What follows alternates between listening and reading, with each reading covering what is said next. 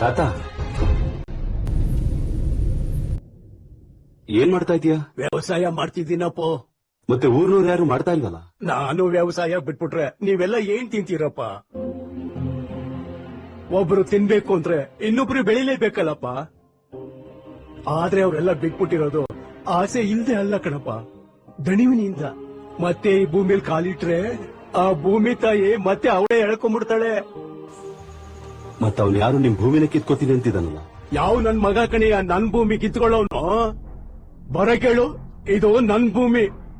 ನಾ ಬದುಕಿರೋ ತನಕೋ ಈ ಭೂಮಿನ ಯಾರು ಏನು ಮಾಡಕ್ಕೆ ಬಿಡಲ್ಲ. ಈ ಮಣ್ಣಲ್ಲೇ ಹುಟ್ಟಿದೀನಿ, ಈ ಮಣ್ಣಲ್ಲೇ ಸಾಯ್ತೀನಿ. ಆದ್ರೂ ಯಾರು ಈ ಭೂಮಿ ಮೇಲೆ ಕಣ್ಣಾಕಿದ್ರೆ ಮಾತ್ರ ಸುಮ್ನೆ ಬಿಡಲ್ಲ ಕಣಪ್ಪ ನಾನು.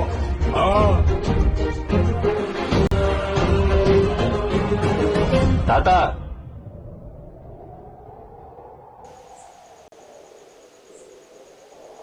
ನನ್ಗೆ ವ್ಯವಸಾಯ ಕಲಿಸ್ತೀಯಾ? ಆಗ್ಲೇ ಒಂದ್ಸಲಿ ಹೇಳದ್ನಲ್ಲ ಮಗು, ಒಂದು ಸಲಿ ಈ ಗದ್ದೆ ಮೇಲೆ ಕಾಲಿಟ್ರೆ ಆ ಭೂಮಿ ತಾಯಿನೇ ನಮ್ಮಲ್ಲಿ ಎಳ್ಕೊಂಡ್ಬಿಡ್ತಾಳೆ. ಬಾ